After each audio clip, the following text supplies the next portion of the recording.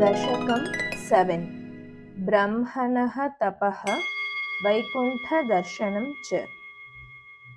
एवं देवचतुर्दशात्मकजगद्रूपेण जातः पुनः तस्योर्ध्वं खलु सत्यलोकनिलये जातोऽसि धाता स्वयं। यं शंसन्ति हिरण्यगर्भमखिलत्रैलोक्यजीवात्मकम् यो भूत्स्फीतरजो विकारविकसन्नाना सिसृक्षारसः सोऽयं विश्वविसर्गदत्तहृदयः सम्पश्यमानः स्वयम् बोधं खल्वनवाप्य विश्वविषयं चिन्ताकुलस्थस्थिवान् तावत् त्वं जगतां पते तपतपेत्येवं हि वैहायसीं वाणीमेनमशिश्रवश्रुतिसुखां कुर्वंस्तपः प्रेरणाम्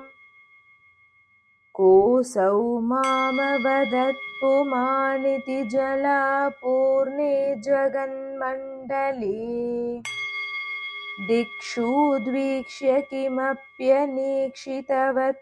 वाक्यार्थमुत्पश्यता दिव्यं वर्षसहस्रमाततपसा तेन त्वमाराधितः तस्मै दर्शितवानसि स्वनिलयं वैकुण्ठमेकाद्भुतम् माया यत्र कदापि नो विकुरुते भाते जगद्भ्यो बहिः शोकक्रोधविमोहसाध्वसमुखा भावास्तु दूरं गताः सान्द्रानन्दझरी च यत्र परमज्योतिः प्रकाशात्मके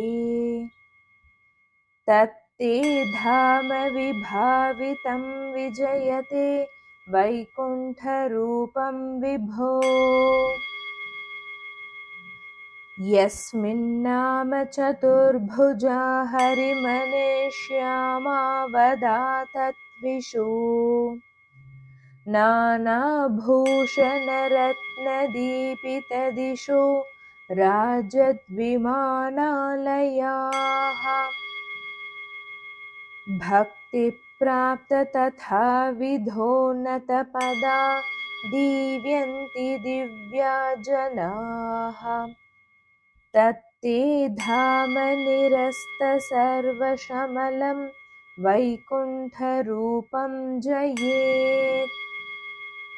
नानादिव्यवधूजनैरभिवृता विद्युल्लतातुल्यया विश्वोन्मादनहृद्यगात्रलतया विद्योतिता शान्तरा त्वत्पादाम्बुजसौरभैककुतुकाल् लक्ष्मी स्वयं लक्ष्यते यस्मिन् विस्मयनीयदिव्यविभवं तत्ते पदं देहि मे तत्रैवं प्रतिदर्शिते निजपदे रत्नासनाध्यासितम् भास्वत्कोटिलसत्किरीटकटकाद्याकल्पदीप्राकृति श्रीवत्साङ्कितमातकौस्तुभमनेच्छायारुणं कारणम् विश्वेषां तव रूपमैक्षतविधिस्तत्ते विभो भातु मे कालाम्भोदकलाय कोमलरुचि चक्रेण चक्रं दिशाम् आवृण्वानमुदारमन्दहसितस्यन्दः प्रसन्नाननम् राजत्कम्बुगदारि पङ्कजधर श्रीमद्भुजामण्डलम् स्रष्टुस्तुष्टिकरं वपुस्तव विभो मद्रोगमुद्वासयेत् दृष्ट्वा सम्भृतसम्भ्रमः कमलभोस्त्वत्पादपाथोरुहे हर्षावेशवशं वदो निपतितः प्रीत्या कृतार्थीभवन् जानास्येव मनीषितं मम विभो